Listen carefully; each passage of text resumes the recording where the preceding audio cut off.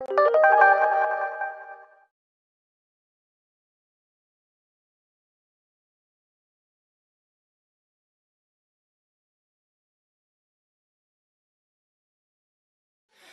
evening.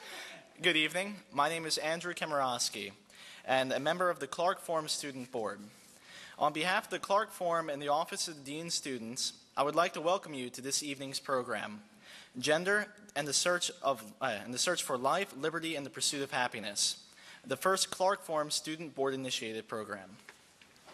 Beginning from birth, we as a society reinforce the notion of only two gender identities, established by one's anatomy, as evidence from the color and stitching on clothing to the activities children participate in. American society ascribes specific roles to male and female, and believes there is only the male and female genders. But what happens to the boy who wants to wear the tutu, or the girl who likes to throw the football? As a parent, you might say it's only a phase, but you really are worried that your child will be deemed as abnormal by society. Today, we are slowly coming to terms with the reality that gender is not binary, because so many people do not fit into one ascribed category or another. Tonight, we have two speakers who will share their own compelling stories of what can happen when you go against the societal notion of gender. Bergman, an author, theater artist, and gender jammer, has been lecturing colleges and universities about issues relating to gender and sexuality, and wrote a critically acclaimed book, Butch is a Noun. One of the 5 founding members of the first Gay-Straight Alliance, Z has also worked ever since to raise awareness of the problems gay and transgender communities face. Z wrote the moving poem, Day of Remembrance, often read the Transgender Day of Remembrance, a day to memorialize those who were killed due to anti-transgender hatred or prejudice, that tells of the hatred and fear transgender people face. Julie Nemecek is a former university professor and minister. She now leads her own consulting firm, Julie Nemecek Consulting. During her tenure at Spring Arbor University, Julie underwent a prescribed treatment for her diagnosed condition as a transsexual, after which the university fired her for unchristian-like behavior.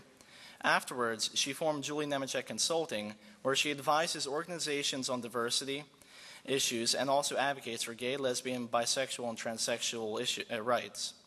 She also has been lobbying the federal government for the passage of the Employment Non-Discrimination Act, also known as EDNA, legislation that's still being considered today, that extends the rights of the Civil Rights Act to include protection based on sexual orientation as well as gender identity.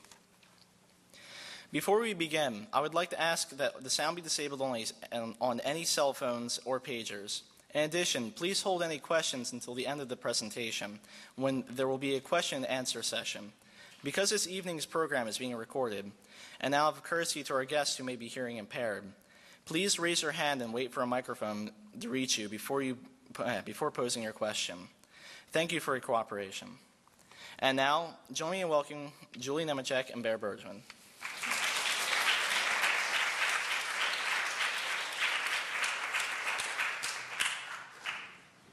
Good evening. How is everyone? I'm always really attracted to podiums because I'm a leaner. So I think I'll stand behind the podium and then I can, and that's when I run into trouble, so I don't do that anymore. So I'm just going to stand here, and you can all see and hear me fine, and that's okay. It's not too jarring. I have notes. There we go. Which I obviously prepared well in advance. Can I see a show of hands for who was at Common Hour? So many of you. Okay. Well, it's one of those, I don't want to repeat myself extensively things. For those of you who weren't there, I told some stories, and I said the word dick about 3 times more than the faculty of this university was prepared to hear. I'm going to try and keep my remarks fairly brief, because it was my sense that there were a lot of questions at the end of Common Hour, and we have a fairly limited amount of time, so I'm going to say a few things.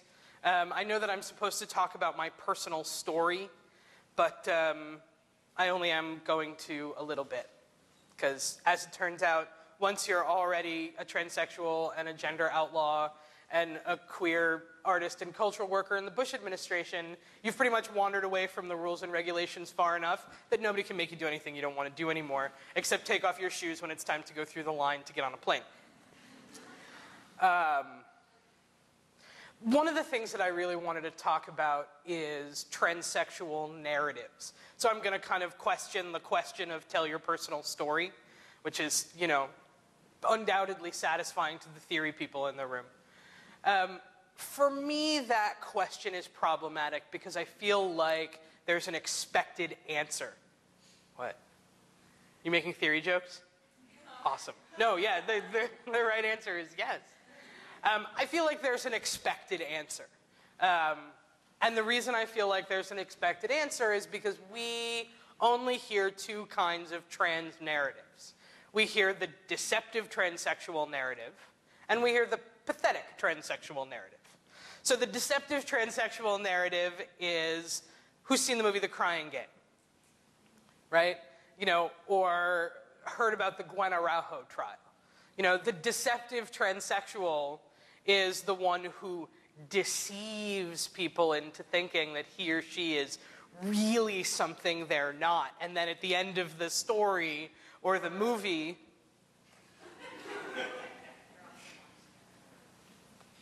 is there a dog? Okay.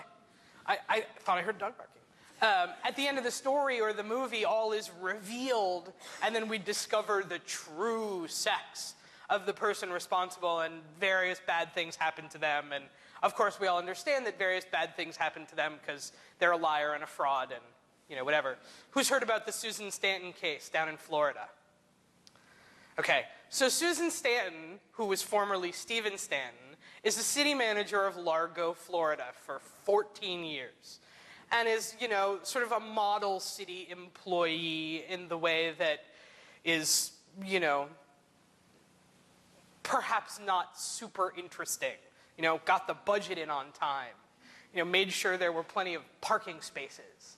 But, you know, did her job the way she was supposed to for 14 years as Stephen Stanton, and then went to work one day and said, as it happens, I'm a woman, and I'm going to be transitioning, and from now on, you're going to call me Susan. And they fired her. Why? They fired her because they decided,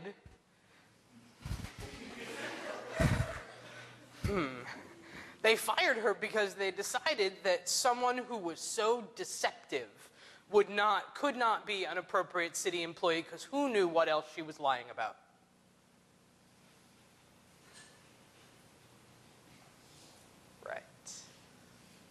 So then there's the pathetic transsexual.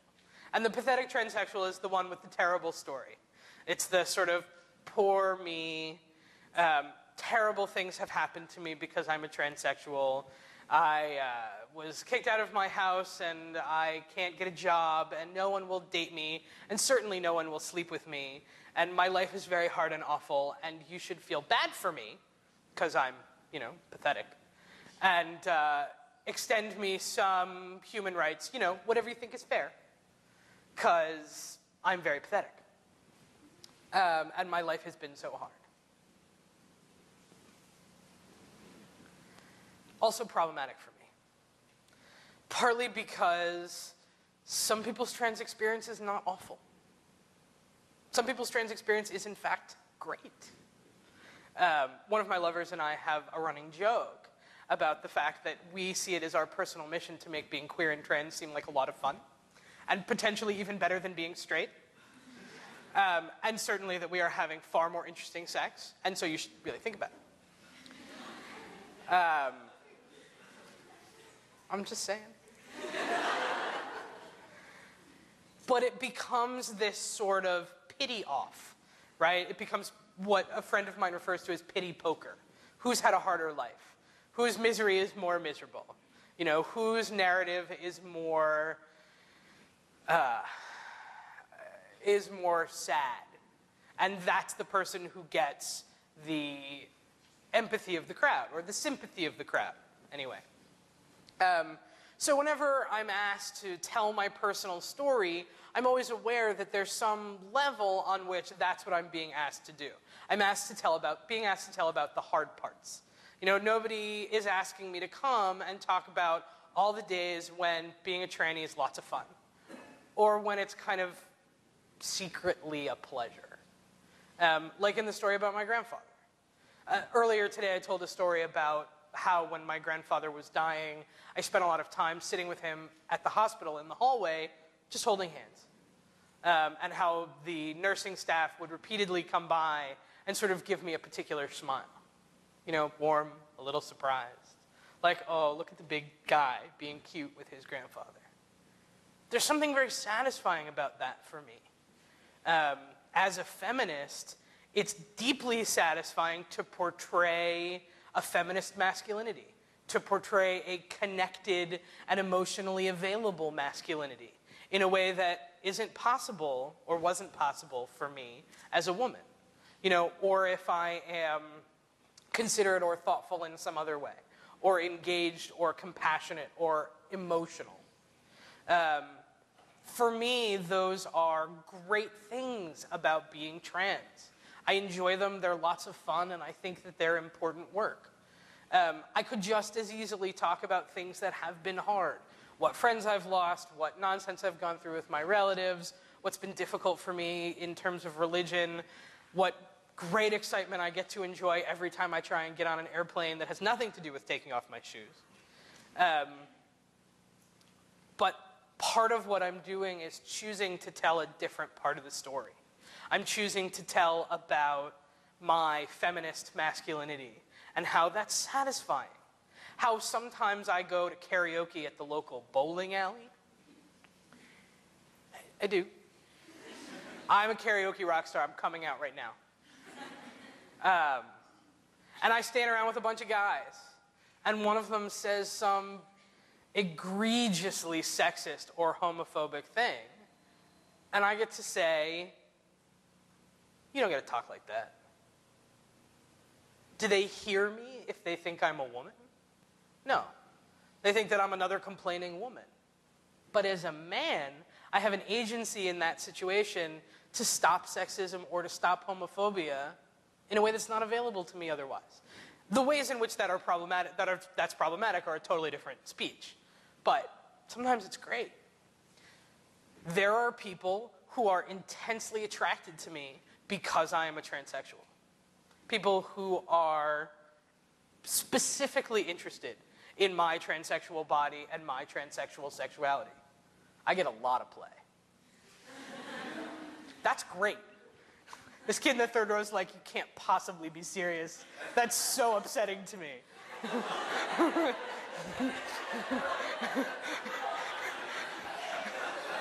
I do not want to think about that. Please move on. But it's true. That's a great thing for me about being a transsexual. I get to do a lot of really fun naked things with a lot of really appealing naked people. 'Cause I'm trans. Wahoo. I get to have a sense of myself in the world and what qualities are intrinsically about me that is conscious about gender and separate from what I've been told is or isn't appropriate about my behavior. Raise your hand if anyone has ever in your life told you that you should or should not do something because people of your gender do or don't do it.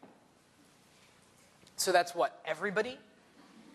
So this whole trans thing is not just something that's about me. Like, tranny show and tell is fun and all, but gender rigidity and the gender binary influence everybody. Who knows who you would be, what you would do, what you would like, how you would feel if you had been allowed to be and do authentically what comes naturally to you for your whole life. If you'd never been told, boys don't cry. If you'd never been told, be a man. If you'd never been told, that's not ladylike. If you'd never been told, girls don't do that. I was told, I have actually been told all of those things. Well, because one of the things that happens when you're a transsexual is you say, as it turns out, I'm a dude, and then people start giving you dude advice. Don't walk like that. Guys don't walk like that. They walk like this. You gotta stand up differently. Speak lower. No, not that low. That sounds fake. Speak higher. You can't wear your pants like that. In fact, don't wear those pants at all. Come on, I'll take you shopping. You have to learn about sports now. You know, we're gonna go to a game and watch people sweat. You know, no real guy would ever talk to women like that. You're too nice. You're not nice enough. You're too polite. You're listening too much. You shouldn't do that. You should sneer and walk away. No. Don't do that. You look too nice to sneer and walk away. Stand and be thoughtful. You know, if you act like that, people are going to think you're gay. Well, I am gay. No. They'll think you're a gay guy. I kind of am a gay guy. Oh. You know, there were great things about being trans.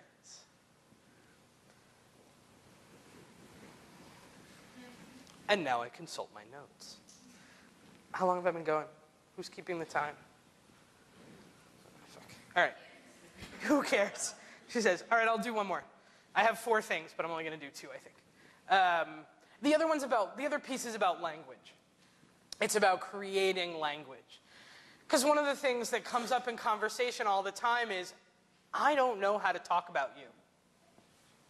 What are you exactly? How does this work? What are your parts called? Are you explain to me how you're a homo. It's very confusing. And I understand that. We don't really have language for it. And everybody gets up and defines a list of terms with a different definition, which is worse. You know, Chris Talbot gets up and says, sex is this, gender is that, transgenderist is this, transsexual is a different thing, and everyone goes, okay, and diligently writes it down, because she's a professor and she knows what she's talking about, and she's smart and interesting, and everybody listens. And then Julie gets up with her PowerPoint and says, sex is this, and gender is this, and everybody is erasing. I'm like, oh, I must have written it down wrong in the what's it, and crap. The fact of the matter is, we are in a point of explosion of language talking about trans topics, transgender and transsexual topics. Because for the first time, trans people are now claiming the right to talk about ourselves. 10 years ago you might have had Kate. 15 years ago, you don't have a real life tranny talking about transsexuals. You have a much older, white, cisgendered guy. I should explain that word. So trans means to cross. Cis, C-I-S, is a science term that means 2 things that are on the same side. Right? So if trans are 2 things that are on the different side, sex and gender, different. Cis is 2 things that are on the same side, sex and gender, same. So, and even that point of language is interesting, because it's people who are trans wanting to say, why are we being abnormalized? Like, you're a dude or you're a trans dude. One of them's less typical, but not necessarily less valid. And what's happened is that, 15 years ago, you would have had an old straight white guy get up and tell you about transsexuals. Very firmly, very clearly, probably with, a whole lot of research to back him up. And that's how you would have learned about it, and that's the end of it. As we are allowed, as we're able, as we are, I'm going to say, claiming the right to talk about ourselves for the first time, as I get up in front of you, and Julie does, and a bunch of other people, and talk about our own lives, we're also making our own language. We are claiming the right to speak about ourselves in the same way that ethnic groups, racial groups, and all other kinds of underrepresented groups have claimed that right as we have gained a voice. None of you is old enough to remember the movement from Negro to Black to African American. But seriously, it screwed everybody up for a long time.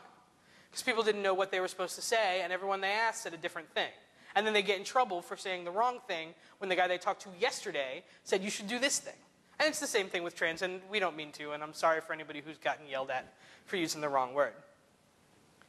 But it's exciting to me, because I suddenly feel like I have this whole book. I have this whole new language to talk about myself, to talk about my friends, to talk about my life, to talk about my body, my sexuality, my relationships with other people. So you'll forgive our exuberance as we try and figure out what words we want to use to talk about ourselves and each other. It's under construction. It's a work in progress, this language. Not unlike some transsexuals ourselves who are in a process of transition. Even after whatever medical things we're going to do are done, there's still a whole day to have, right? They're still coming out to a whole new set of people every day. You know, like the guys at the bowling alley or whatever. Actually, I think I'm going to end there. Thank you.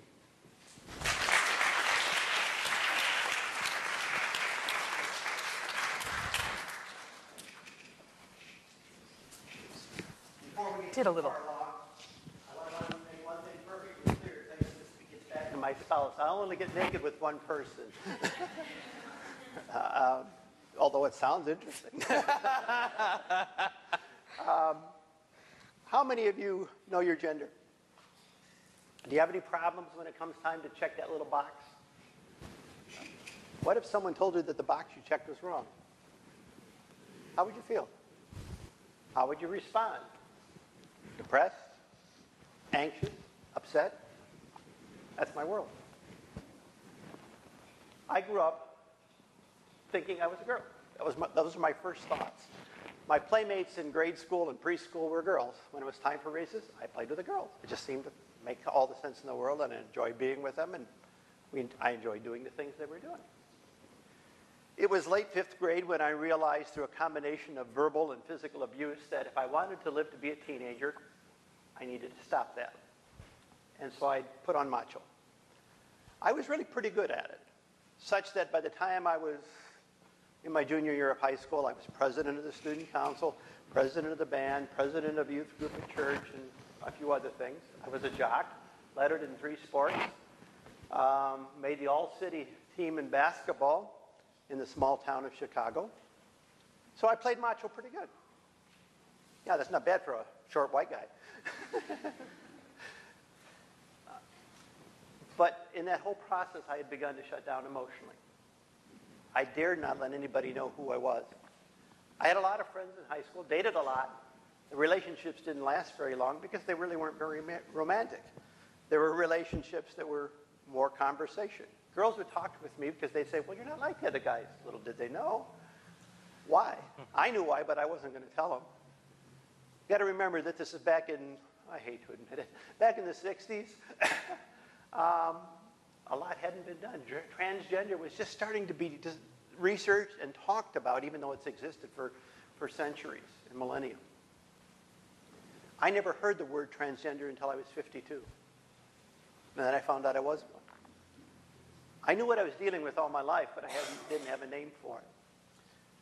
Emotionally, I'd shut down. I could talk emotional, but in terms of expressing my feelings, I just didn't dare do that because people would then know who I was. And then I fell in love with Joanne in college. It wasn't easy in a lot of ways, but we did fall in love.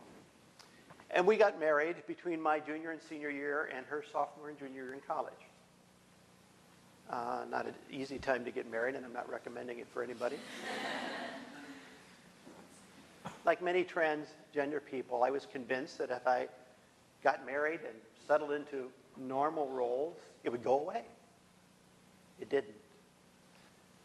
And so all of my life, from late grade school till I was 52, any opportunity I had to cross-dress, at least that's what I thought it was at the time, I did. It didn't give me sexual pleasure, it just felt right. And it relieved a lot of stress that I was dealing with in my life. Like many people who are dealing with something that they don't want to talk about, I was very busy. In college, I worked 40 hours a week and went to school full time. After college, when I was in the ministry, it was a 60-hour week every week. when I was in high school.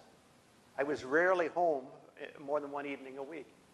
I just needed to keep busy because if I wasn't busy, I'd stop and think about it, and I didn't want to do that. During this time, in terms of discovering what it was, that didn't happen until just a short time ago. It was November 2003. Joanne was away for a bridal shower in upstate New York. I had some time alone to dress, but I also went on the computer, and I honestly have no idea why I did it. But I started to put in some of the things that I've been dealing with all my life, some of the feelings, some of the thoughts, some of the actions. And the computer talked back to me. It identified and put a name to something I'd been dealing with all my life. And all of a sudden I knew, wow, this is me. It was a combination of exhilarating and scary. Exhilarating because I now knew that there were other people like me. You know, I wasn't alone in this world. In fact, just recently, the insurance industry in the United States has put out some data that they have done some research on. They suggest that in the United States alone, there are 20 million transgender people. 2% of those, they would identify as transsexuals. That's roughly 1 in 250 people, which means on a campus like this, there's probably 4, maybe 5 transgender people. The GLBT population on this campus is probably 150 to 200. You don't know that many because many are still closeted. They don't dare let it be known, like I didn't dare let it be known. When Joanne came home, we had a conversation. I disclosed with her what I'd been dealing with all my life. It was the first time she knew. As you might imagine, she didn't take it well. For the next 6 weeks, we spent a lot of time praying, a lot of time crying, a lot of time talking, a lot of time reading. In bed at night, I would read to her about what transgender was, and we would talk about what I read. Near the end of that 6-week period, Joanne reached 2 conclusions that allowed us to go forward. We've been married for 35 years now. The 2 conclusions she reached were these. 1, I love the person and not the package. And 2, because we both have a very strong faith, one of the things she had wrestled with was, is this some kind of perverted sin? The second conclusion she reached is, if this is sin, it's God's job to convict and not mine. And I'm going to love Julie, who became Julie, John, who became Julie, for who she is, and let God take care of the rest. Ironically, in that whole process, we've both grown in our relationship with each other. We've both grown emotionally, intellectually, and even spiritually in that whole process, which is something that a lot of people have some difficulty with.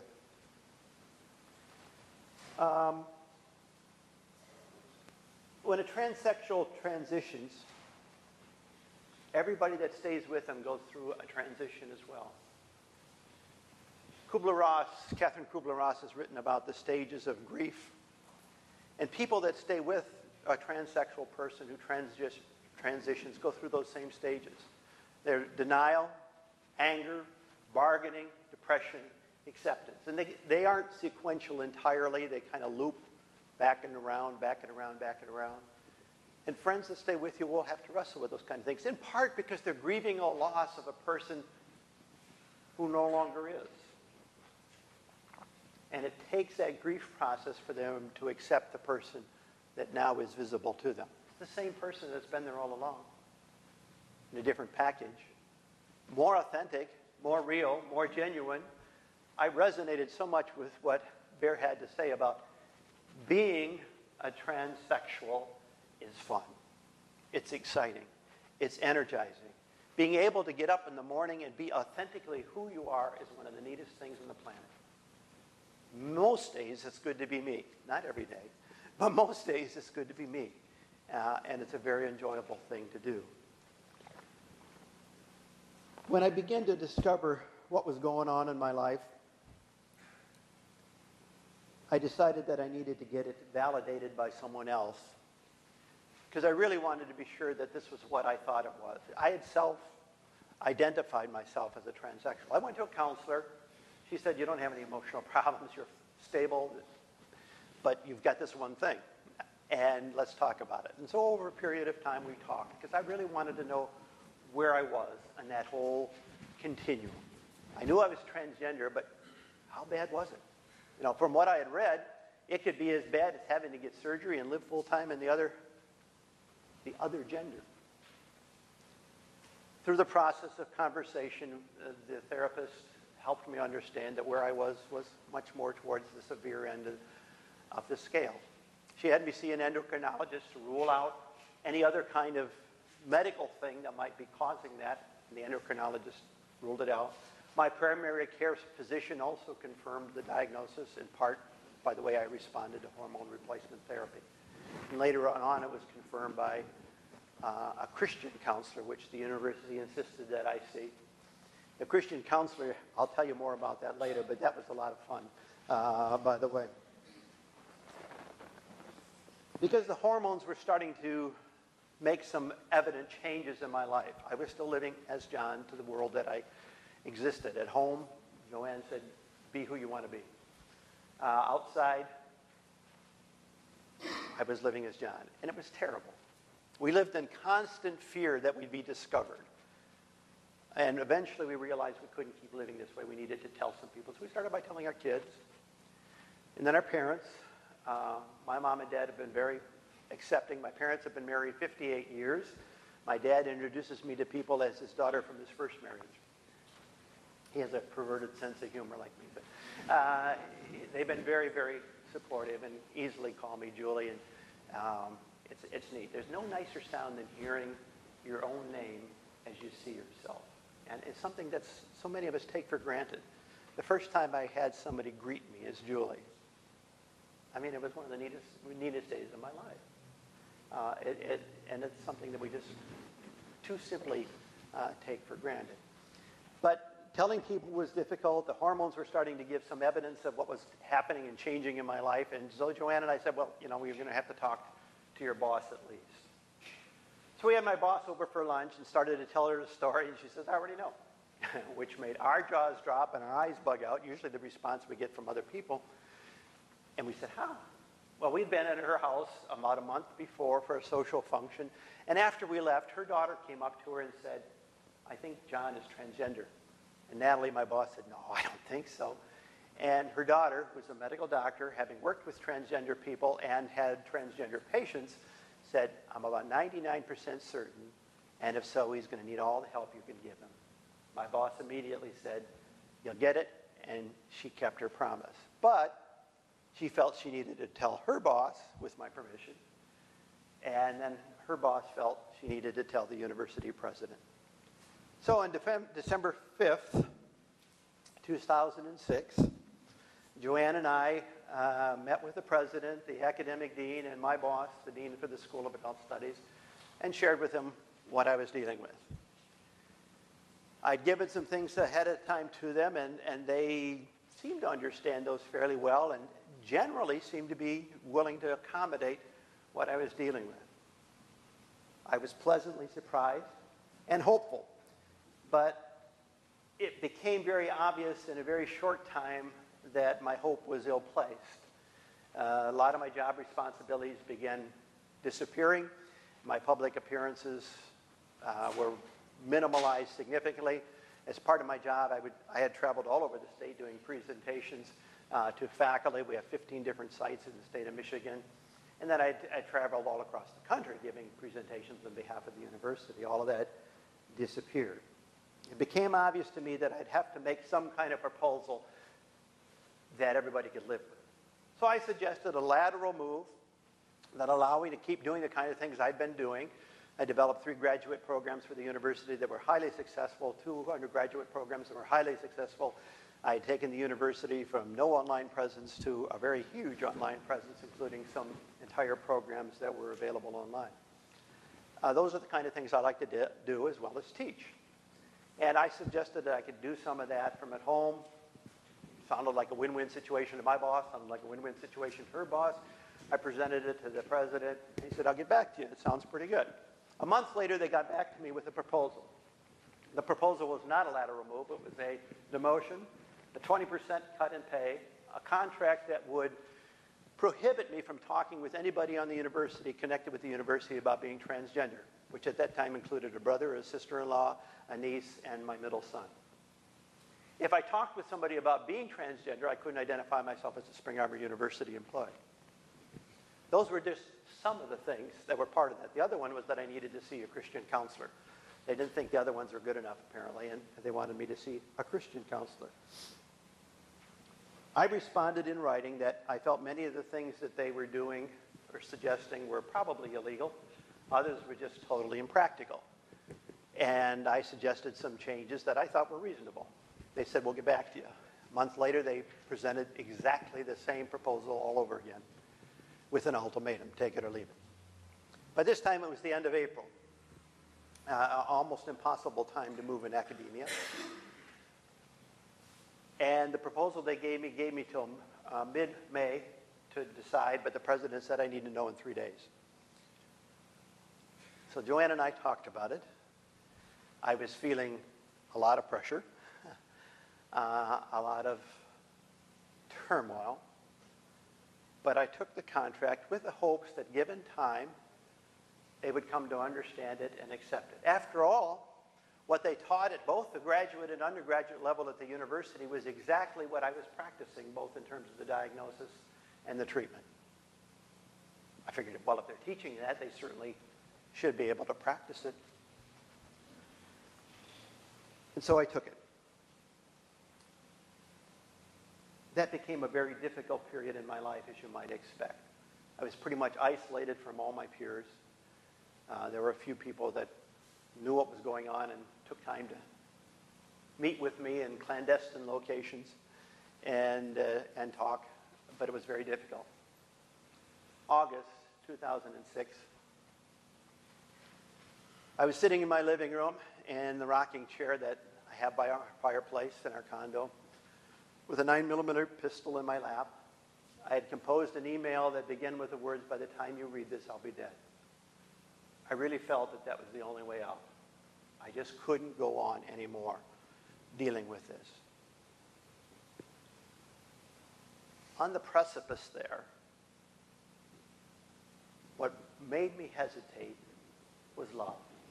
I realized I love my kids. I have 3 boys, 3 daughter-in-laws, 2 grandsons. I love my kids too much to do that to them. I love my spouse too much to do that to her. And as I thought about that, I also realized I did not want hate and discrimination to claim one more victim. And so I put that gun away and talked a little bit with Joanne about it that night. She had recognized the signs of depression. She's a registered nurse, and so I went to the doctor and was put on antidepressants and remained on them for about a year. They're wonderful drugs. Good living through pharmacology is a wonderful way of life in a lot of ways. I didn't want to do it, but I needed to do that. And it became apparent pretty soon that choosing to live wasn't enough, that I'd also have to choose to fight back. In late October, I received a letter from the university that said, this is the language, I may have possibly violated the spirit of the contract. I had been very careful not to violate the contract. I didn't want to give them any excuse to fire me. They said I had violated the spirit of the contract by going golfing with some Spring Arbor University employees who were friends of mine for a non-university golf outing fundraiser for the local high school. I didn't go as a woman. We didn't talk about trans things, but just my association with them they thought was a violation of the contract. It wasn't. They thought I had violated the contract by going to the local grocery store with a Spring Arbor University t-shirt on. I went as a man, but they thought I was identifying myself as a Spring Arbor University employee, and people might know that I was a transsexual and make that conclusion unnecessarily. 3 days later, I filed a complaint with the Equal Employment Opportunity Commission. It was Trick or Treat Day, October 31st. I thought it was a pretty appropriate day to file a complaint. My attorney and I had been talking about it for some time, and we filed a complaint. And immediately, the university did a couple of retaliatory actions. I found out with some friends at the university that the university was surprised and shocked by my actions. You see, people think that transsexuals are embarrassed about who they are and will go away and quietly off into the woods. In fact, they used to teach that in the standards of care. Create a fictional past about who you were as a woman or as a young girl growing up, move someplace else and start a whole new life all over again, divorce your spouse, it's not going to work, and go forward. We decided to break almost all those rules and stay together and go forward in a different way. That kind of staying together was hard. The university was surprised that we weren't going to go quietly away. They were shocked, but they didn't want to mediate. As a faculty member, they had to let me know by January 1st if they were not going to renew my contract for the next year. I was not tenured because I just moved to a full-time faculty position. I had been in administration before that. December 30th, Saturday, I received a letter saying that they would not renew my contract. Joanne and I talked. At this point, I was totally powerless. There's nothing I could do. We decided there was no sense anymore in trying to resolve it quietly. At this point, the only people that knew about the EEOC complaint were the president and a handful of people that he had told. I had a friend at the local newspaper who I had told my situation to and said, if you had a story like mine to tell, who would you have write it? And he gave me the name of a reporter. I called the reporter and said, I can't tell you who I work for, but this is what I'm dealing with. And if you want to know more, go and see Ken, that's my friend at the paper, and he can tell you the details.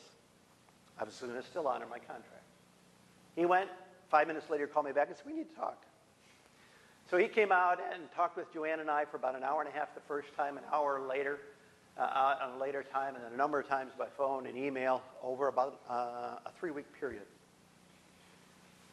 We knew the story was going to be coming out, so Joanne, I helped write it. Actually, I wrote it, but Joanne sent out a letter to everybody on our Christmas list, all our neighbors, all our colleagues at work, so that they would hear from us first, rather than seeing it at the front page of a newspaper, which is where it ended up. And so she had sent the letter out. We only received 2 negative responses out of the 120 letters that she sent. And everybody else that we heard back from was very supportive and encouraging. That meant a lot to us. February 4th, this year, Super Bowl Sunday. I went to get the newspaper. Front page, above the fold, banner headlines, my picture, university seeks to fire transgender professor. There was another story on the Living Today section, almost the whole front page, plus another section later on. Although there were about 2,600 words, which is a lot, and 8 full-color pictures. I was outed pretty quickly. One of the most familiar faces in Jackson, Michigan now. Within 6 hours, the Associated Press had picked up this story, and it had gone national in blogs and newspapers very quickly. It was told in New York Times, U.S. News and World Report, papers coast to coast, in at least 6 different countries that I know about. This story was also picked up, blogs all over the place. In the middle of March, if you'd put my name in on Google, you would have gotten about 18,000 hits. I mean, the story was everywhere. Wall Street Journal's story came out, and the reporter told me that was the first time they'd ever written about a transgender person in the Wall Street Journal, which is very conservative. Most recently, in May of this year, Newsweek did a story that had a picture of Joanne and I about it, and we were recently interviewed with Christianity Today. I'm anxious to see how that story comes out. From February 4th to the middle of March, when we finally settled with the university through mediation, I was averaging 2 or 3 media interviews a day. Print media, radio media, television, and that totaled well over 80 interviews. The students on campus had a rally. The alumni were sending letters to the president saying they would no longer give to the institution, they would no longer send their kids there. The university was all of a sudden ready to mediate. And so over 2 days of mediation, 13 hours, we reached a settlement that we could describe as quote-unquote mutually satisfactory. That settlement allowed Joanne and I to do a lot of public speaking. Joanne still works as a registered nurse, and whenever she can travel with me, she goes, because her part of the story is in many ways more moving than mine. But we travel together and talk about that. I want to tell you one part about the story of Joanne and I. Right before it came out in the paper, when I knew it was coming out, I said to Joanne, well, since everybody's going to see my picture, I might as well transition and live full time now, right? She said, no. I was driving her into work, and the rest of the trip was icy silence. I picked her up that night. She wanted to talk more about it. I wasn't ready. When we came home, I gave her a letter that I had written to her. We've communicated a lot that way over the years. It's a nice way to get out everything that you want to say, let the other person absorb it, and then talk about it, which is what we normally do. She read it, and then at dinner time wanted to talk about it, and we talked. She started probing and asking some questions, and I broke down. She saw for the first time, you remember I had had about 45, 50 years of keeping this covered. She saw for the first time the pain that I was dealing with and was moved significantly. We both had things to do, and so we went to different parts of the house, and I was down in my office in the basement, and she brought me down a letter that she had written. I want to read you some of what she wrote in that letter.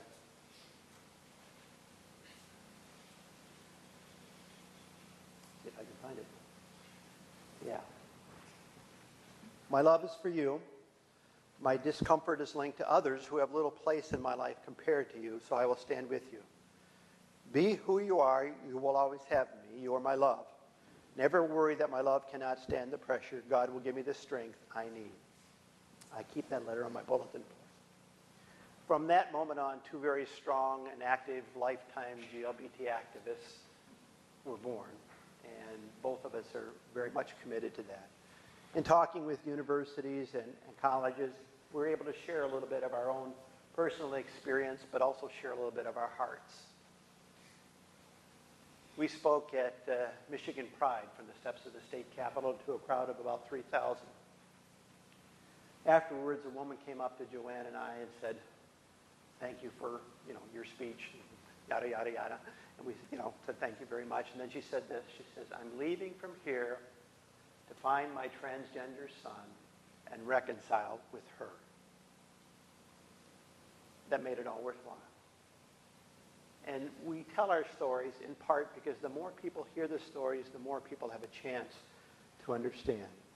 I want to finish today with a little bit of what I shared on that day. In May of this year, I was in Washington, D.C. Joanne and I were there together to lobby for hate crimes legislation. And again, as I said earlier today, if you have not called your congressman, even if you aren't registered to vote, call the congressman in your district. He works for you. Tell him to support H.R. 2015, which includes gender identity and gender expression in the Employment Non-Discrimination Act. I would ask you, beg you, implore you to do that. It's an important piece of legislation. We were there for that. We were honored at a press club, National Press Club reception for our work with transgender people. And we had a little free time, so we went to the Holocaust Museum. If you get a chance, go there, but plan on doing something fun afterwards because it is one of the most sobering, heavy experiences ever. We took the longer tour where you see a lot more of the exhibits you got to pay extra for, about 4 hours. About 3 hours into it, it dawned on me why I was in so much pain in going through it. Throughout history, the pattern of hate that the Jews experience has been exhibited again and again and again. And I'd like to suggest for your thinking that that pattern of hate directed at LGBT people still exists today and follows the same pattern. It starts with propaganda. Lies is another word for propaganda. Joseph Goebbels was the propaganda minister for Hitler's Nazi Germany. He said this: if you tell a lie often enough, people will believe it. And that is still happening today. The Family Research Council, a bogus research institution sponsored by James Dobson and other right-wing Christians, and I use that term advisedly, says their research proves conclusively that on average, a homosexual person has between 105 and 1,120 different sexual partners a year. And you thought you were doing well. I am way behind, clearly. You got a lot of catching up to do. Damn. No wonder the good die young. It's just unbelievable. And that's just the tip of the iceberg of some of the lies they tell. But they repeat them enough on their radio shows that people are starting to believe them. You see, the purpose of propaganda is to bring about a sense of fear. And in Nazi Germany, it worked this way. It still works this way today. fear about some agenda from those people, fear for their kids, fear that they'll lose their jobs to those people, fear of a crumbling society, fear of the loss of the institution of marriage, and I could go on and on and on. Fear then brings about hate. Hate for people for who they are, not what they have done. Just because they are this kind of people, they are hated. And that hate was intentional. It was orchestrated by the lies and by the fear. And then all of that, the next step in that whole process is isolation and discrimination. In Nazi Germany, people were hurled into ghettos. They were not allowed in public places. They couldn't have jobs. A lot of people are surprised to know that in most of this country still today, you can get fired for being gay or lesbian. They don't need any other reason. Some states have protection, some businesses have protection. But legally, they could still fire you just for being gay or lesbian, or even worse, transgender. That's changing slowly, but it still exists, and it's the same kind of pattern. And then the final solution in Hitler's Nazi Germany, what he called the final solution, was extermination. Now, if that sounds like a little bit too much of a stretch for the analogy, let me ask you this question. Do you know people who think the world would be a better place without gays, lesbian, bisexual, or transgender people? Yeah, you do, don't you? How do you think it's going to happen if you don't exterminate them?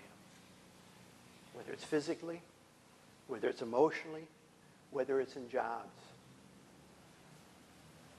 I met a couple weeks ago with a PhD student from Michigan State University who had done research in Detroit. Her research showed that 40% of the youth, homeless youth in Detroit, were LGBT throwaways or runaways. People that had to leave the house or were thrown out of the house because they are LGBT. Many of those are in drugs. Many of those are sex workers because that's the only way they can make any money. That's what happens through that whole process of extermination. To that crowd at Lansing, I said this: we're not going to let hate win again. When they use propaganda, we will respond with truth. We will out the lies and the liars. Truth will out. When they use fear, we will respond with peace. The soul force peace of Mahatma Gandhi, of Jesus, of Martin Luther King Jr. We will resist, but we'll do so in peace.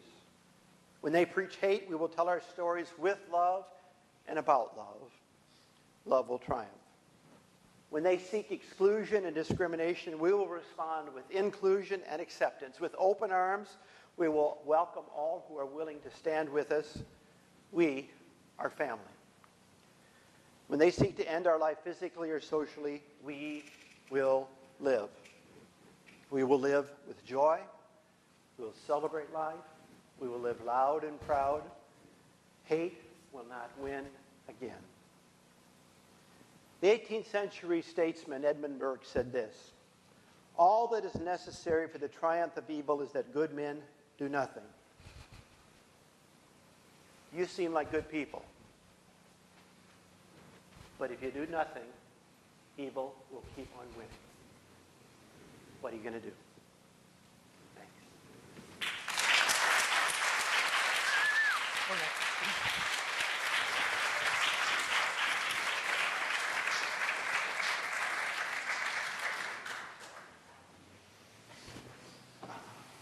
Mine's the one, the lipstick. Yes. 105 to 1120, really? Got some catching up to do? Seriously. In fact, I have to leave right now. It's already October, and I am way behind. Paul Cameron is the researcher, the bogus researcher. The researchers. Yeah. You can ask anything you want. If we don't want to answer it, we'll tell you. Your church community, did they support you?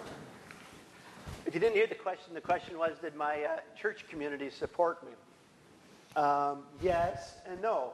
The church that I was attending, that Joanne and I were attending, we sang in the choir. I was on the board of elders. Whenever the pastor was out of town, I'd preach in his absence. We were asked to leave. We've remained friends with some of the people from that church. But a colleague at the university went to her pastor and said, would Julie and Joanne be welcome here? And at that new church we went to, we went from the very beginning as Julie and Joanne. At the other church, they would have had to go through the transition with us, and they just didn't want to do that for a variety of reasons, most of which are based on fear. So we found a new church home where we are warmly accepted. We knew February 4th, the day this story came out in the paper, would be the make it or break it Sunday, because we had said nothing about it to anybody there except the pastor. And that day, a lot of people who thought I was just a tall woman found out differently. They came up, and person after person after person said, you know, we're with you 100%. We're glad you're here with us. So later that month, we became members of a Presbyterian church.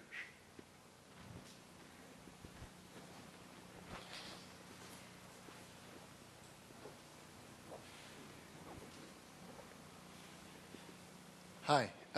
This is maybe a bigger, kind of more of a theoretical question, because I'm teaching a course, a first-year seminar on masculinity. So it's called Stand Up and Be a Man, and I don't think anybody's here tonight. I've given them a lot of extracurricular things to do, but I'll make them listen to the recordings if they go on the website, because it's important. I have a question, though, in doing some reading for that class and some things that some students have sent me. I'm really interested in the way that the powers that be, I'll say the media, I'll say government, are very invested in the gender binary. That it's constantly written about. We see a lot of hand-wringing articles about boys, for example, myths about boys, what are we doing to boys, girls being bad, these sorts of things. And I'm really interested in how being transgendered works in the power structure and in society, because there's an exhausting fight. I mean, Julie, your story sounds like, in a lot of ways, part of that struggle against it. I'm curious ways we can troubleshoot, discuss collectively what we do with this power structure that's so invested in the gender binary. I mean, already, I love the term gender hacker. It's such a great, or was it gender jammer? That was it? Okay. So that seems like a productive notion, but I'm interested in hearing anything you might have to say about working with a power structure so invested in the binary.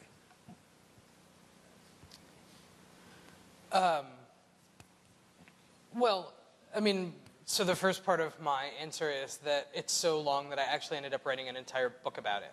And my book, which is called Butch is a Noun, is basically an entire book about what it's like to live in a masculinity that's not mandatory. And all of the ways in which that becomes problematic, exciting, difficult, dangerous, and so on. My experience of masculinity is that, like femininity, it is both more and less complicated than people think. But my experience of masculinity is also informed by misogyny and feminism. There is a profoundly misogynist belief that masculinity is somehow natural, and that femininity is artificial. When we think about the stuff of femininity, we think about makeup and high heels and hair-related items that I never understood and still don't. When we think about masculinity, we think about things that are far more intrinsic. No one, when you say masculinity, no one thinks, boots. Like, that's not the primary objective. Because culturally, we have this bias toward masculinity. There's also a lot of research that shows that masculinity is the cultural default. Suzanne Kessler and Wendy McKenna, in a groundbreaking study done in 1980, look it up. You'll find the one. Did extensive sociological research. It's called Gender and Ethnomethodological Approach. And they were able to pretty conclusively show that in this culture, it takes 4 feminine cues to overwhelm 1 masculine cue. Pretty much, if you have a visibly masculine trait and you want to overcome it, it requires 4 feminine traits to get there. Which is why people on the transmasculine spectrum, people who are female to male transsexuals, people who are masculine in their gender, even if they are female in their sex, have so much less difficulty blending in and doing what we call passing than people on the trans feminine spectrum or people who are male to female transsexuals. We have a much wider range of acceptability for men because there's more cultural leeway. There are short men and tall men and fat men and skinny men and men of various, amounts of body hair and secondary sexual characteristics and whatever. And nobody really, outside of, perhaps a few unfortunate junior high school locker room experiences, no one actually suggests to men who are somewhat transgressively masculine, even if they're sharers or criers or, couldn't grow a beard to save their lives or have sort of capricious facial hair like I have or whatever, no one suggests to them that they're not a man. With femininity, the barriers become much more narrow. There is sort of an acceptable range, and it's quite small. People who transgress it get tagged with a sort of bad kind of gender transgression much faster. It is, in fact, there have been, I don't even know how many television commercials and print ad campaigns in which, the deceptive transsexual, and it's always a female to male transsexual. A male to female transsexual gets invoked. What was the one? It was a beer commercial, and it was just like a year and a half ago. You're nodding at the back of the room because you know which one I mean. It was like, you see this sort of gorgeous blonde bombshell walk through the bar, and she turns around and she kind of casts this really flirtatious gaze at the 2 guys sitting at the table, and they, of course, predictably are like, and then the action freezes and the tagline is, she used to be a man, but the beer's the real deal, or something like that. And it's a big joke. Everyone's like, ha, ha, ha, drink Heineken, right? Which, whatever. I used to work in marketing, and but that's neither here nor there. The point is that there's a narrative about femininity that it's so narrowly constructed that if you transgress it, you get accused of being a man, which is, of course, the worst possible thing to accuse a woman of, being insufficiently feminine. And, of course, all of that is troubled by class. Because, among working class women, it's totally acceptable to, have short hair and short nails and, wear jeans and boots and do work all day. And it's not acceptable for men to have, fancy clothes and manicures and look tidy all the time. Whereas in upper and owning classes, the reverse is true. Men can get manicures and spend $3,000 on a suit and go to the tanning salon and primp and have chin implants and whatever. And that's basically acceptable.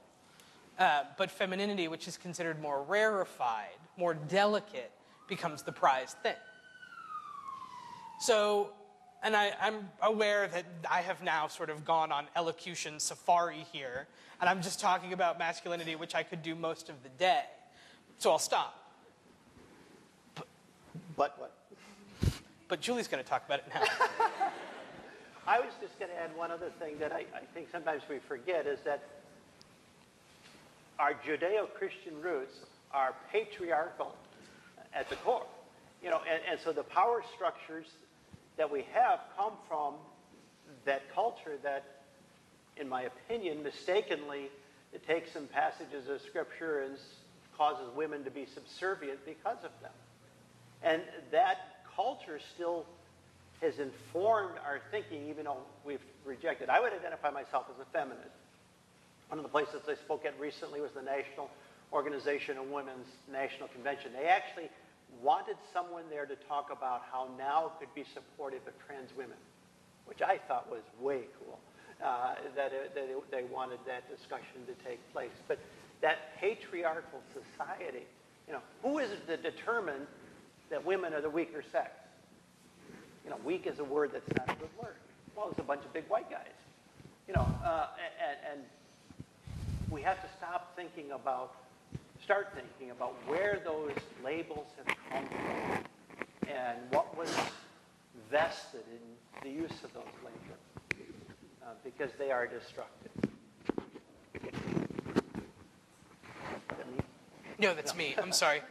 I just realized that every time I moved, it was making a little noise. I didn't want that to continue. I just had a question for Bear. Earlier today, Julie described when she realized that she wanted to make her transition. Do you remember a specific time in your life when you realized, and if so, can you please share it with us? This is another way in which I am a little bit non-normative. There really was never sort of the moment. From the time I was a fairly little kid, was, in terms of gender, pretty masculine. And in some ways that was made very difficult for me, particularly by my parents, who were not super interested in me being a little tomboy in any way. And there are horrifying photographs of the result of some of their attempts to feminize me, including some really exciting 80s hair. With the sort of with the bangs that are like this, and then the sides that kind of with the round brush, and Did you bring the pictures? No. No, no. And blue eyeshadow, which is totally not right for my skin tone, and like the whole deal. And they were convinced that I would someday learn how to be sufficiently feminine. It's not that I didn't. I mean, I'm a lot of things, but I'm not an idiot. It's not that I didn't recognize what it was that they were trying to get me to do. I saw how it was supposed to work. I just couldn't bring myself to do it. And every new shopping trip for new, clothes at the Limited was a whole fresh torture for me. And involved sort of all kinds of, screaming and yelling and carrying on, and the purchase of some extremely upsetting clothing items. Because in addition to the fact that I was a totally non-gender normative kid, I was also a fat kid. So not only did I not want to wear girl clothes, but hardly any of them fit me anyway. So my mother was determined to buy me whatever would fit me, and that was a big problem. Because most of the things that fit a fat teenage girl at that time were, well, let's just say there was no Lane Bryant. There were no cute clothes for fat girls. There was no Torrid. You can forget about it. It was like, here's your tent. Congratulations. Don't you feel cute? Good, get out. That'll teach you to lose some weight. So, as I left home and started buying my own clothes and started, because a lot of it's a process of agency. You buy your own clothes. You get your own haircut. You get your own haircut, and it's a few weeks yet before your parents see your new haircut. You start getting dressed under no one's scrutiny in particular. You buy your own underwear for the first time. And every time I had a choice to make, it was a masculine choice. And it was never that I felt like, it was never, for me, a studied masculinity. It was never, what will make me look most like a boy? It was, what do I want? And I kept reaching for what I wanted. Over a fairly long period of time, considering what is now more common, I eventually reached a point where there was just nothing feminine left about me, with the exception of my, occasional hand-holding, baby-cooing, public crying behavior, all of which persists to this day. I'm a sucker for little kids. I'm that guy. I'm like, oh, it's such a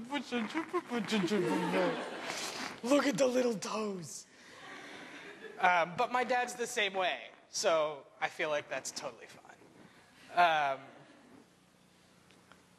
So there was not, eventually I had to have sort of a stern conversation with some of my relatives about, that it was time to stop giving me a load of crap about how I dressed and cut my hair, or I was going to stop coming home. And we have gone around about that some. They didn't really take me seriously, and then I made good on my threat, and then they were sorry, and then I started coming home again, and then they were assholes again, and then I stopped again. And I mean, like it happens when you have parents. Well, I mean, who hasn't gone 18 rounds with their parents about some choice that they've made that their parents don't agree with, whether it's your major or your friends or the person that you're dating or the way you dress or whatever it is. Maybe a couple of you. I'm sure there's a couple of, people in the audience who don't have those kind of conflicts with their parents, which I think that's great, but I'm not one of them. So there was not kind of the day the trumpet sound and I come out as a man. No one, people say, how did your friends react when you told them? I never told anybody. It was just sort of this is kind of how I exist in the world phenomenon, which is admittedly quite different than some people's trans experience. But I didn't have the kind of flash of light, and I didn't have and now I have to tell you something. I had to come out to my parents as queer, which I did by letter, which I think is a great plan. Also, so that they wouldn't find out about it in the newspaper, which I think is a good plan too. Because it turns out that no one's parents really enjoy finding that sort of thing out via the newspaper. I've been like this for a long time. One of the things that I've learned in this visit, and Bear and I have talked about, is there are some generational differences. Growing up, there just wasn't any possibility for gendered expression in the ancient days when I grew up. Bear's had some advantages. The next generation will have even more advantages because society is moved to a more accepting, or at least tolerant, perspective of gender diversity. And so one of the things that in people my own age that I've talked with is that, we wish we had been born at a different time because, when we grew up, we had to hide it. So when we came out, one of the things that is always bizarre is when someone comes out in their late 40s or 50s, they go back through their adolescence, especially in their choice of clothes. And it's not a pretty thing. In many ways, you're trying to experience what you wish you could have experienced growing up. Well, and also hormonally, you're going through puberty again. You are. Yeah. High acne, high mood swings, What mood swings? all of those things that normally happen, or those things that happen when you're 13, then you go through puberty all over again. Because it was so much fun. First time. Is that the reason? Yes, that's why I did it. I couldn't get enough of that good Clearasil smell. One of the other things that Bear talked about was those changes in terms of male to female, female to male. The hormones, if it's female to male, the hormones make passing a lot easier in the sense that they bring out facial hair, the body bulks up, you even get male pattern baldness, the voice drops. For male to female transsexual or transition, the hormones produce a lot of changes, but if you're growing bald, your hair doesn't grow back. It grows back a little bit, but not enough. Your voice won't drop. You have to learn to speak in a register that is a little higher than you normally were used to speaking. I'm still working on that.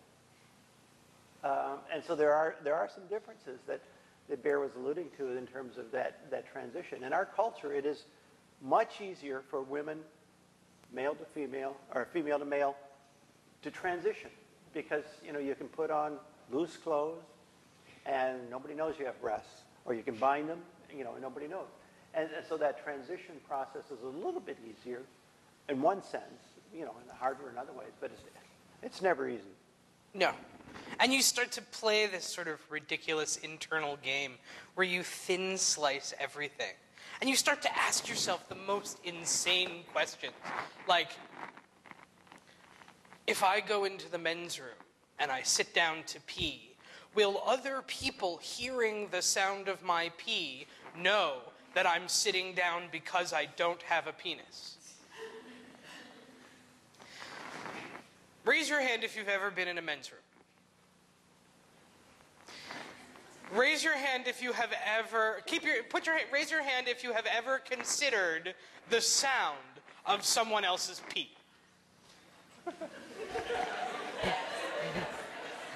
So it's really just a couple of you then, is it? All right. So clearly, no, in the men's room. Because the men's room is totally different.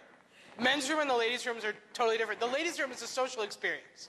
You could have a whole afternoon, and I'm not even kidding. You could have a whole afternoon in there, right? Like, how, you're in the ladies' room, and someone's like, oh, I wish I had a button. Oh, I have a button. Everyone's rummaging through their purses. They're chatting. Oh, is that your son? Yeah, he's 2. Oh, my God, 2 was a really hard time. Chat, chat, chat, chat, chat, chat, chat, chat, chat. Meanwhile, in the men's room, nobody talks. Nobody looks at each other. It's like, I am all alone in here. If I look at anybody else, they're going to think I'm a big homo. Like, even if you're talking to somebody when you walk in, you stop immediately upon crossing the threshold, just in case somebody thinks you might be gay. You definitely don't look at what anybody else is doing. You could be, I don't even know what, performing open heart surgery, like cooking a steak. You could be needle pointing in there. Nobody is looking at you at all. Right? See? Which is why female-to-male transsexuals have so much easier time using the men's room than male-to-female transsexuals have using the women's room. Because in the men's room, I guarantee you nobody's looking at me. Even if they think maybe I'm a little bit of a funny shape, even if they're not really 100% sure that I'm definitely a dude, they're not going to say anything. Because if they say anything, it means they were looking at me. And nobody's going to cop to that. Where in the ladies' room, everybody's looking at everybody. Oh, I love those shoes. Did they still make that color of lipstick? I always thought it would look really nice on me. Oh, do you want to try it? Sure, I'd love to, thanks. Like, that does not happen in the men's room. Nobody's like, I like the smell of your deodorant. Fag. That's it, you're done. Culturally, these are hugely different experiences. Also, women get a little nervous when they see someone that they think is a man come into the bathroom.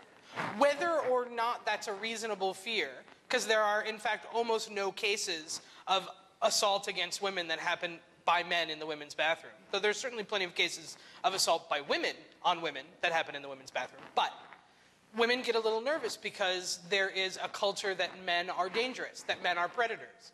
When a woman wanders into the men's bathroom, no one's worried that that's going to be a dangerous situation. It's like, oh, hey. Look.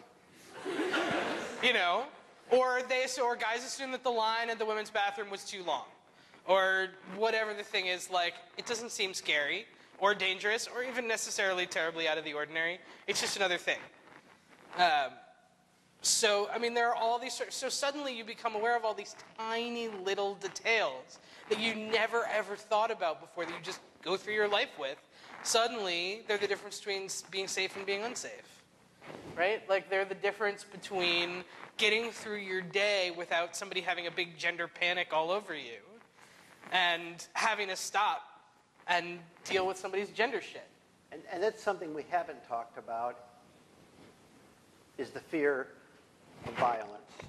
The hate crimes legislation that has passed the House and the Senate makes it clear that attacking people because of their sexual orientation, gender identity, or gender expression is a hate crime. That's desperately needed. You learn, as a trans woman, you learn to behave like any other woman. When you go to the parking lot, you park near a street light. You look around before you go to the car. When you're a guy, you just march out there and go to the car. But you change the way you live significantly, in part because of fear, not just gender fear that's normal, but transgender fear as well. I've never had any problem in the women's bathroom, but the day may come where it'll be a problem with somebody, I don't know what I'll do with it. Yeah, but you're cute, so it's Thank you. I did tell some students a story earlier that I was in the women's bathroom recently in one of the thruway rest stops in Ohio. And I sat down, and all of a sudden a hand came up. It wasn't a senator. A hand came up from underneath with some toilet paper, said, "I think you'll need this." And I looked, and yeah. And she said, "Here you go." I said, "Thank you very much." I said, "The moral of the story is I need to look before I sit, right?" And she said, "Yeah." I mean, that wouldn't happen in a guy's room. But it happened there. And, it's some of that socialization that you talk about, the way of behaving that's different. To some extent, your whole life changes in a lot of ways that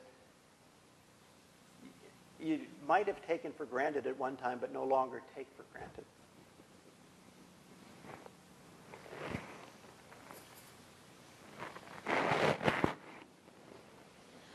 Do you find that the longer that you live as a trans person, the less often that you get, like, that look of, like, are you male, are you female, or if you even get that, and how does it make you feel when you encounter that, if you have? I'll answer very shortly, and then Bear can answer longer.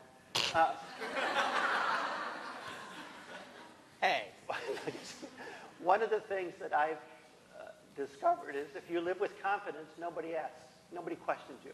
And I've worked with other people who might have difficulty presenting.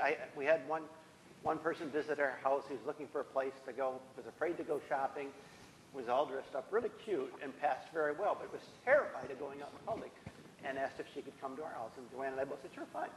And they came and we talked for a while. And I said, just go out with confidence, and nobody's going to, if you go out timid, people are going to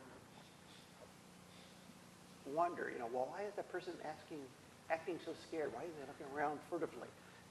But if you live with confidence, it'll happen. And so this person was ready to come to our place again. I said, "We won't be here," which was true. I said, "Go out to the mall and do some window shopping." She didn't have a lot of money.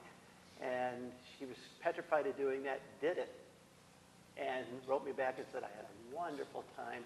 Thanks for encouraging me to go out." And so part of it is just learning to present with confidence. And some of what we've been talking about is behind that, because it takes time to get some confidence about your new gender roles. Some things you just do naturally. I've never talked with my hands in the past. I do all the time now, and it just feels, it just naturally. There's other things that I've wanted to do all my life and now can do. I do all the cooking in our house. I love to cook.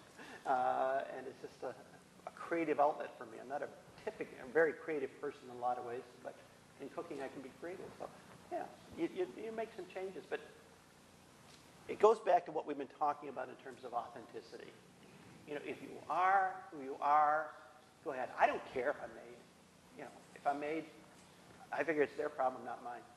If they have a hard time with it, it's their problem, not mine.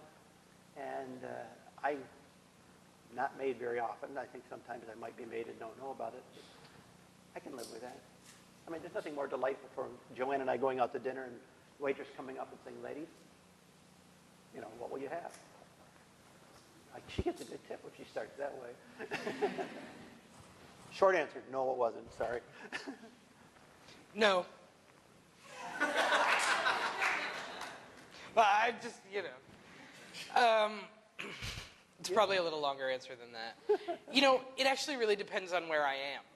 Most places, I have very little difficulty. I'm a big guy. People don't look at me and think, "Oh, clearly that's a girl." Though, there are some gender transgressive things about me as a guy, like that I wear 2 earrings and, share and cry, like that. Sometimes in places where there are a lot of visible trans people, San Francisco, New York, some neighborhoods in Toronto, I'll get longer looks. People will be like, "Interesting." Once I went to see a gender therapist, and I went in and I said, "I'm a transsexual," and he looked at me like, "Oh, you are not going to be a pretty girl."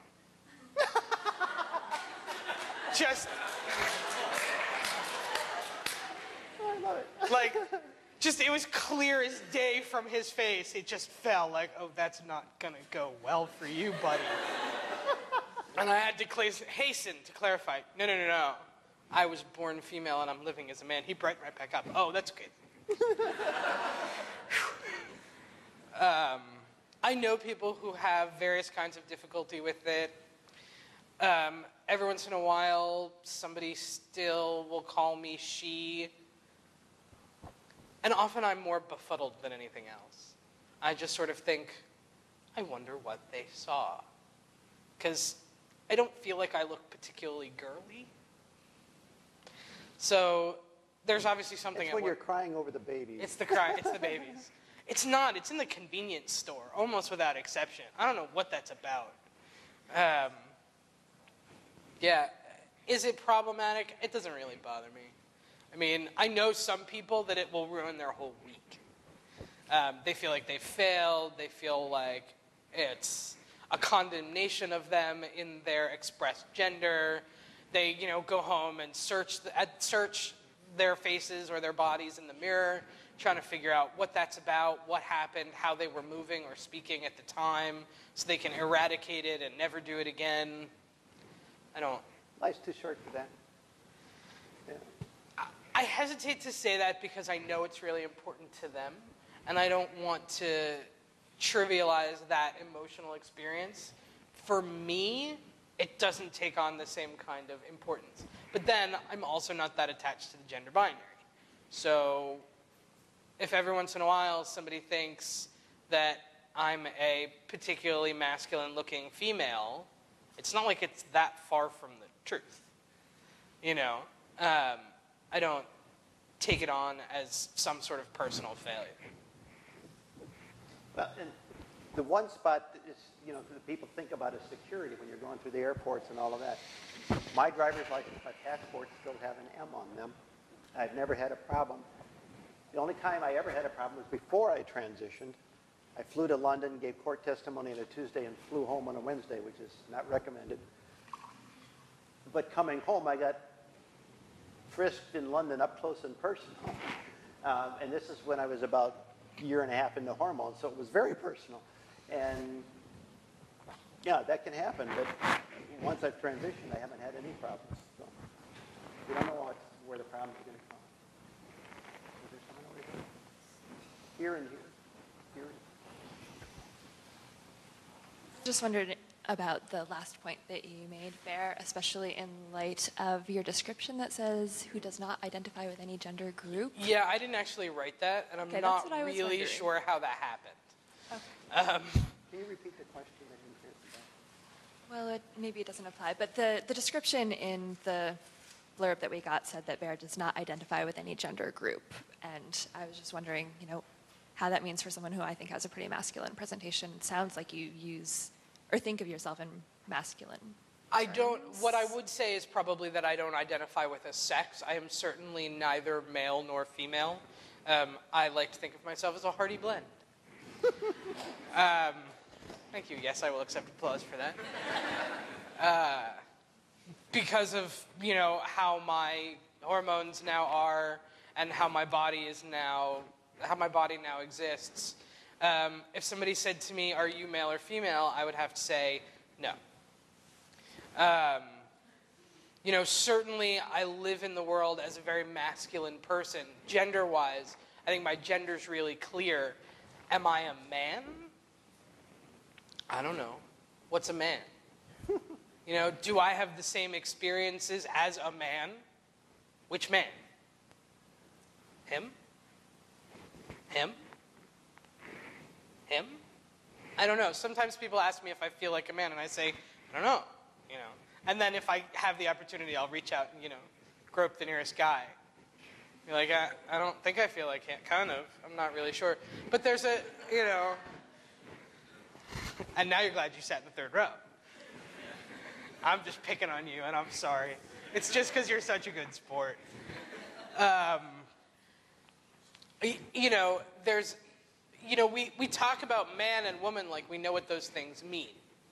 And I don't really think that that's true. I don't think there's a way to be a man, and I don't think that there's a way to be a woman. Though never really having been a woman, I feel less able to say for sure. It doesn't seem like it, but I don't like to talk about what I don't know. Mostly. Did you? I was going to relate to that whole confusion thing. When the box asks sex, I'll put an M. When it asks gender, I'll put an F. If it asks sex, I'll put an M, but then right underneath it, gender, and put a box and put F in it. So I do that. And that's a very difficult thing, to try to understand.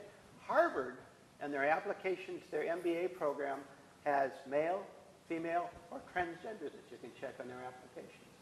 Kind of a wild concept. I never fill in that part of the form. I leave it blank. And then when I hand my form in to whoever you hand your form in to, depending on what kind of form it is, they always have to fill it in for me, which I find extremely satisfying in a slightly perverse sort of way. Because I just feel like if there's not a box for me, then I'm not going to check a box like that. I'll just leave it blank. But sometimes it leads to people. The interesting thing is that no one ever asks me. No one ever says, you didn't check off a sex. Do you want me to check male or female? They pick up the piece of paper. They see that I have not recorded my sex or my gender, depending on which they're asking, which they don't tend to notice that those two things are actually different. Take a look at me as though that were enough to tell, and they make their own decision and they file my form. Not my fault. Do your thing, man.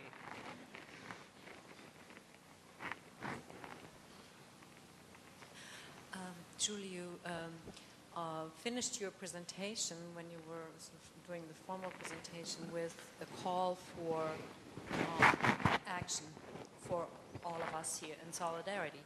And I'm just curious to hear a little bit more about that in terms of what is possible, what can we do? Yeah, I'm not going to presume or prescribe a certain set response. I think each of you have to kind of look in your own heart and mind and go with where you come out. And Bear can make some suggestions too. But I've obviously talked about ENDA. I would encourage you to get behind that and tell your friends to get behind that. Call your congressman. Be supportive of that. The other thing I'd encourage you to do is get to know some people different than you. If it's trans people or gay or lesbian, whatever, get to know them. Take the time to hear their story. Take the time to find out who they are as people. One of the things that I had professors do in classes that I've met with over the last year is the professor will ask, how many in this room know somebody who's gay or lesbian? Let me do it tonight. How many know somebody who's gay or lesbian or trans, not including us? All right, just about everybody raised their hand. If I'd asked that question 20 years ago, the number of people that raised their hand would have been 3 or 4. What's changed? Well, it's people telling their story. And once you hear somebody's story, hate is a lot harder. Hate in the abstract is very easy. But hate when you know someone who is LGBT, red, yellow, black, white, you fill in the blank, all of a sudden becomes much, much more problematic. And so I'd encourage you to take the time to know people, make friends, do some reading.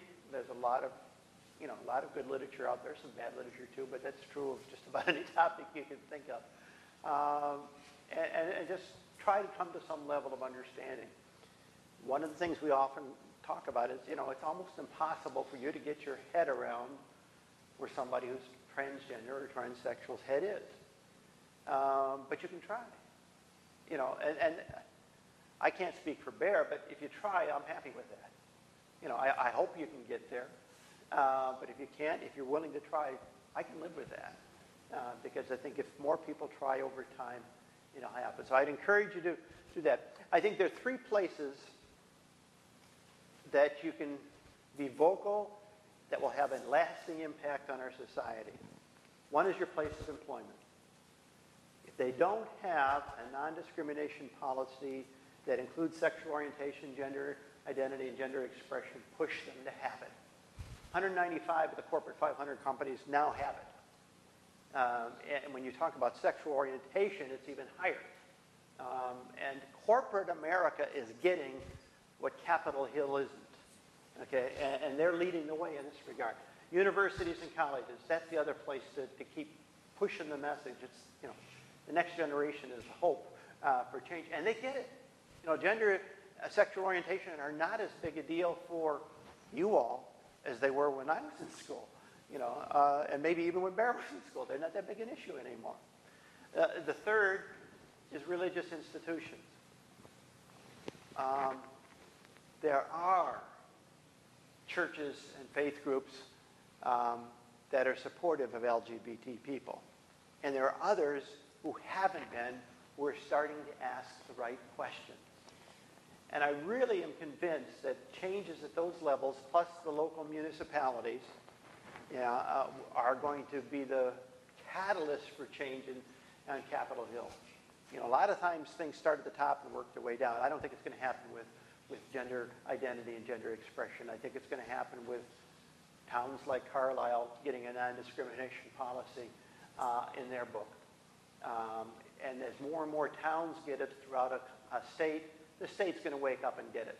And as more and more states get it, the federal government's going to eventually get it. So, those are little things that you can do anywhere. Get some kids' books that talk about sexual orientation and gender identity.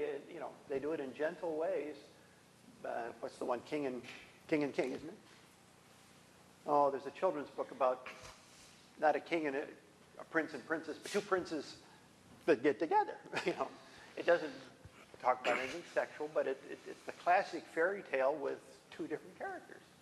And it's a way of helping people grow in their understanding of the rich diversity that, in my opinion, God has given to the world and needs to be celebrated. So, you need to find where you're comfortable, and not everybody is comfortable with all the things that I've mentioned. I'll pretty much go anywhere to talk about LGBT rights, because I've only refused one interview, and that was a shock jock that I knew wouldn't work well. And so, if people are willing to listen, I'm willing to talk.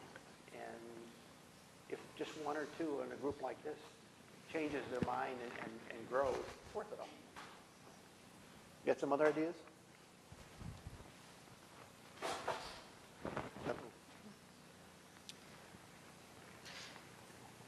Stand up for me when I'm not there. Mm-hmm. This is great. You guys are smart, and you're thoughtful, and you're present, and you're engaged.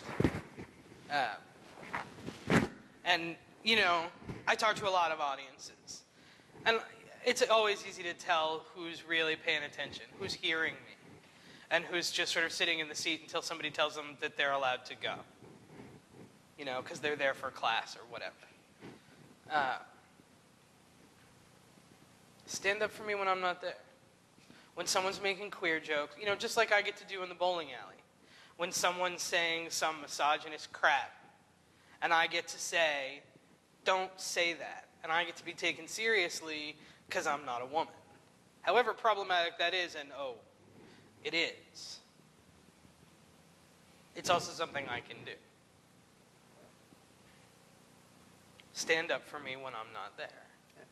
When you hear homophobic jokes, when you hear people making fun of someone because they are gender non-normative, when someone asks you if you would be willing to hire someone who's queer, or send your children to a school where the professor or the teachers are trans, or sit down and have dinner with someone who is in some other way non-normative. Stand up for me when I'm not there.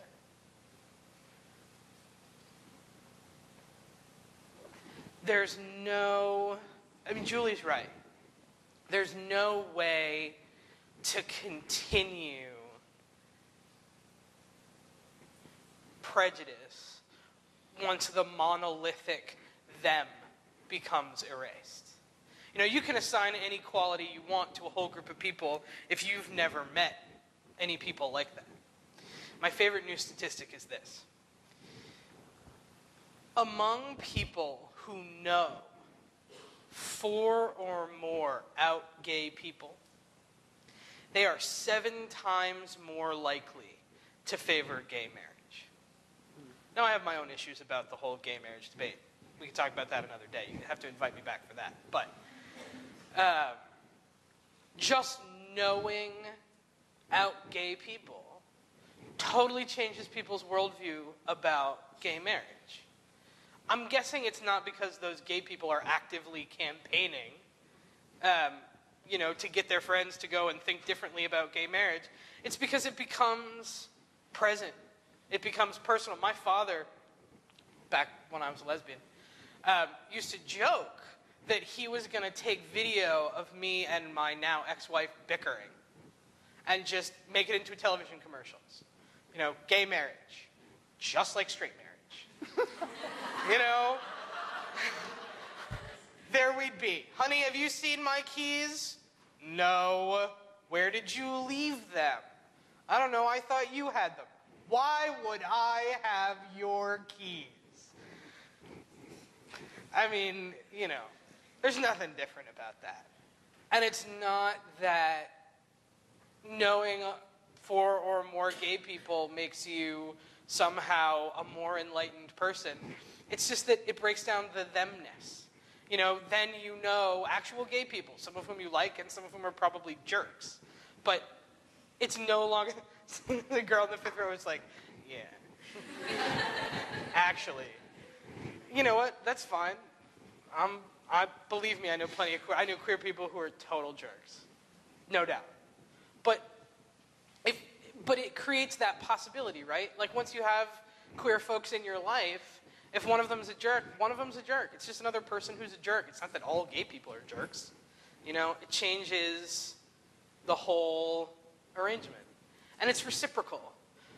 The more people come out and are accepted, the more people feel free to come out, and the more queer or trans people you know, and the faster change gets made.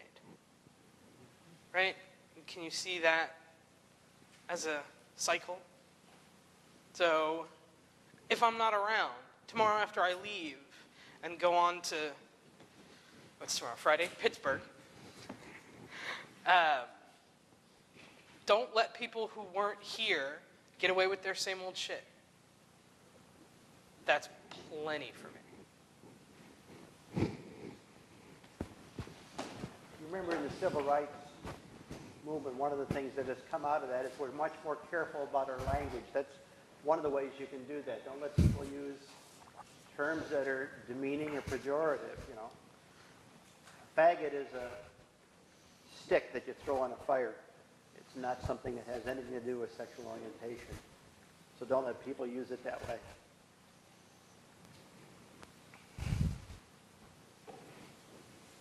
We have time for one more question. In the back.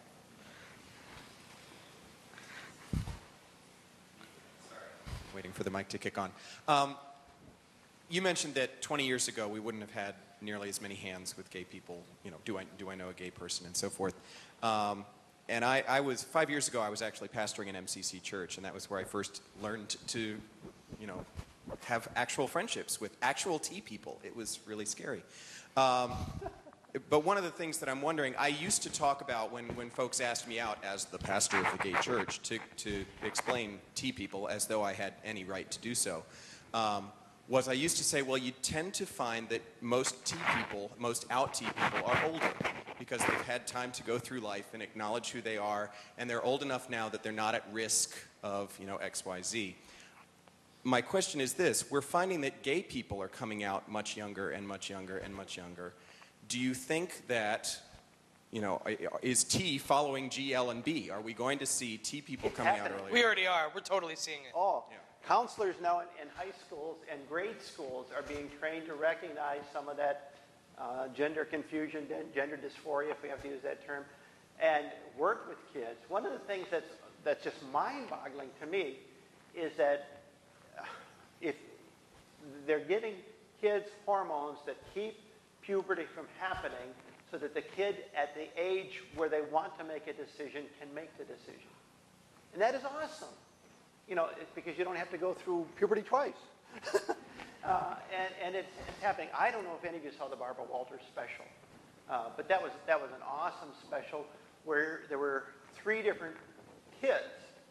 One of them was a kindergartner who the parents said, if you want to wear a dress to kindergarten, you can. mean, that's awesome. And that child is going to have a better chance of not getting screwed up by our society than others. The other one was just about ready to enter high school, and the third was a female to male, like in junior high, who was going to transition while in school, with the support of parents, the school counselors. You know, it's happening, and I think that's a very, very healthy thing. Part of part of why there were so many old farts like me transitioning is that when we grew up, there wasn't the opportunity for the expression that there is now. And so we went into that denial that I talked about earlier at great cost. I'm conflicted on a daily basis. On one hand, I would love to have had my life all over again, to live as a woman the whole time. On the other hand, it would have meant I wouldn't have met Joanne, wouldn't have the 3 boys I have. You know, so there's a conflict there in my head all the time related to that. But I'm so glad that kids now won't have that conflict, won't have to have the regrets. And I just think it's a wonderful thing. Places of employment are recognizing it. Police are being trained in it, you know, so that they can recognize it and not harass people when they pull them over for a ticket because it doesn't look like you in your driver's license. You know, and I'll tell you a funny story about that too. I told some of the students earlier. When I went and got my driver's license changed, by then my picture had been in the paper significantly. When I changed my name, that made the front page of the paper, okay? In the small city of Jackson, the transsexual is big news, okay? So I was a front page story, I don't know, 8 or 10 times over a period of about 5 weeks or 5 months. But anyways, when I changed my name, I was there and you know, we were having a conversation and they asked, would you like to, you know, have your gender marker changed? I said, I'd love it. They said, have you had your birth certificate changed? I said, no. Well, we can't. You know, and in Michigan, you can't do it without surgery. It's a whole other story. But as I was leaving, I'm walking down, and about where this gentleman is sitting, there was a guy, a huge guy, 300-pounder, leather coat, chain, shaved head, the whole business. And his deepest, huskiest voice is, hey. And I just kind of turned and looked, and he says, don't let those holy rollers give you any crap. You know, so you never know where you're going to get the affirmation. It's growing more and more everywhere you go. And kids are getting it. You know, it really is exciting to see. So I think that gives me a lot of hope for the future. You know, it really does. It's an exciting time to be a transsexual. You know, it's fun to be who we are. If you want to join us, we'll have a sign-up list afterwards that you can all.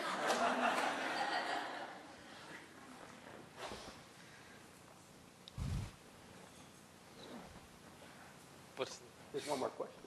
I don't know if we're allowed to take one more question. Andrew's getting conflicting signals from the powers that be. Please tell me that your name is actually Andrew. Excellent. All right, give it a microphone. Sorry, I'm sorry. The microphone has no power. I was just going to ask, to what extent do trans people who subscribe to more of a gender queer identity and don't fit into that binary, where then a trans identity is also trying to perhaps fit someone into the same gender binary, just the different gender binary? And if you could speak to that a little bit, if I'm making any sense. I didn't get the word. I'm sorry, I don't actually understand your question. I need you to try again. Yeah, I'll restart. To what extent do you think that perhaps society, in an overarching term, expects the M to F trans person to then subscribe to rigid feminine gender norms, or the F to M trans person to just then describe to rigid male gender norms or masculine gender norms, and to what extent does that then just reinforce the binary of gender? I mean, it disrupts it, but then almost reinforces it at the same time. So I was wondering if you could speak to that a little bit, or recommend. I mean, why am I wearing a skirt? Why is exactly we're wearing a tie? basically? Okay. Yeah. I love this tie. I do too. I think that there are that is like a 9-part answer, and I recognize we don't have time for that, so I'm going to try and be brief, though it's not really my best skill. As Julie has so tenderly pointed out already. One problem is that for trans people, and I think it was you actually who made this comment earlier today about trans people and gatekeeping, medical gatekeeping. Was it? Was that you who stood up and said that smart thing? No, you in the white hat. In the white Apparently hat. not. Okay. Well, some young guy said it.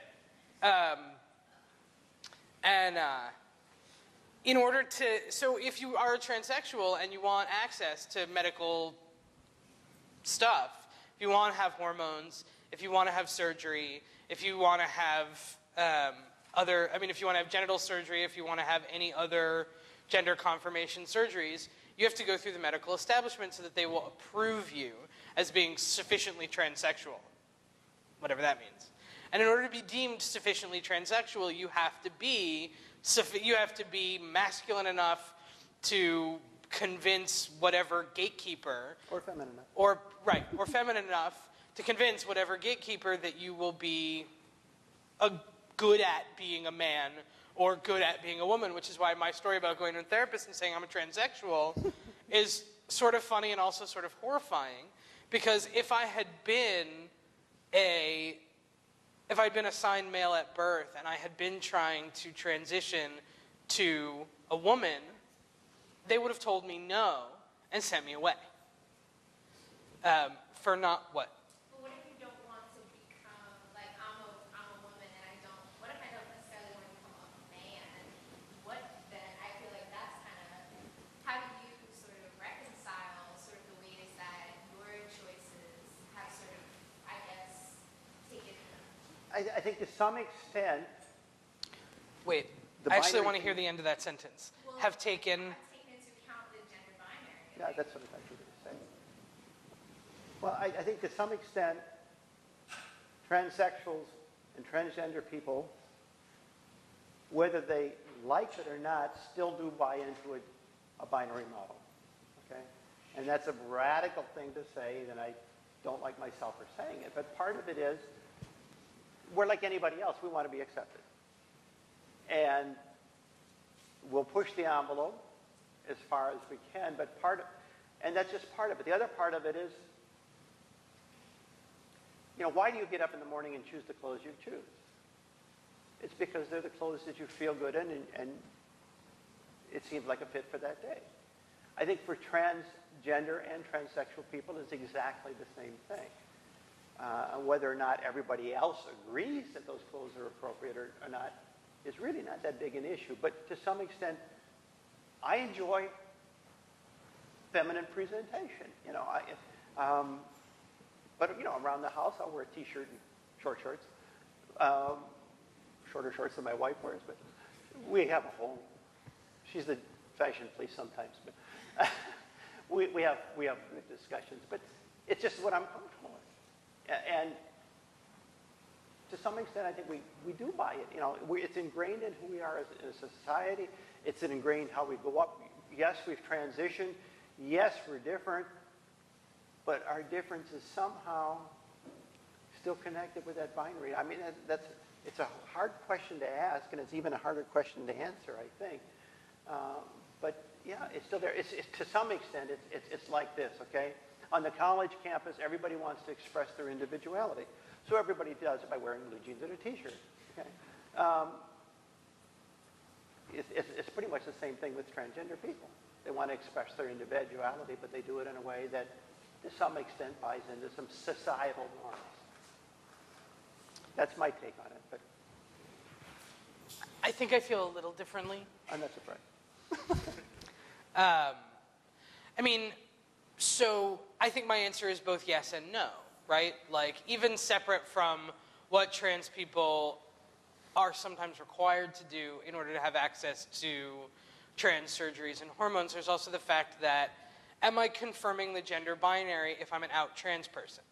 If I run around saying, I'm a tranny, I'm a tranny, I'm a tranny, I was born female, does that confirm the gender binary or complicate it? If I, hold hands and cry and coo at babies, am I confirming the gender binary or troubling it? You know, there are things that I do that are transgressive in my masculinity that would not be transgressive if they went along with femininity, and vice versa. So, on the one hand, I think it is possible for a transsexual narrative to support the gender binary. Because there is a sense, right, of saying, I have these parts, and this isn't what I feel like in this society, so I'm going to make a social transition, or I'm going to make a physical transition, so that I can see myself and be seen in a way that feels more authentic. If we could explode the idea of normative gender, and everyone could just, you know, have whatever they have and do whatever they're going to do, and everybody would be cool with it, would people transition? I don't know. You know what? I'll tell you what. You do that, and then I'll let you know. And, you know, people who are genderqueer or gender fluid or gender adjacent or however they or sometimes we describe that, I think that the reason that it's complicated is because it flies in the face of the idea that you have to have one gender and it has to match your sex. And that if your gender and your sex don't match, then you fix one of them so that everything matches up again. And when we say matches up, we just mean is what's typical in society. There are a lot of atypically gendered people in a variety of ways, some of whom are transsexual or transgendered, and some of whom are just special. And I hope, that talking more about gender norms, about gender traction, about gender rules, I mean, because we love a binary, right? We love a binary because we love traction. You know, even Julie and I have already started to find traction with each other. She's the good girl, I'm the bad boy. Right? Like, we met this morning. We exchanged 2 emails before this. You know, I'm pretty sure that her behavior and my behavior aren't nearly as polarized as they seem, but it's fun, because gender's fun. And there's traction there. We have something to play off of. So she gets to be the good girl, because that's fun, and I get to be the bad boy, because that's fun. And we have our own little binary going that actually has nothing to do with gender. So some of the reasons that binaries get exciting is because they are interesting. Because having, you know, if you're Romeo, you want Juliet. Even if Romeo and Juliet are both biologically male people, there's some sense of a foil. You know, if you're Sherlock Holmes, you want Watson. You know, there are ways that gendered pairs happen, all kinds of ways that gendered pairs happen, or ideological pairs, or sexed pairs, or, you know, humor pairs. Who are the 2 yahoos who used to be on Saturday Night Live who are always in movies together? There's a tall one and a short one. I haven't been able to sit through any of the movies yet. Do you know the guys I mean? No. Yes. Thank you. That's a kind of pairing, right? They have a certain traction between them.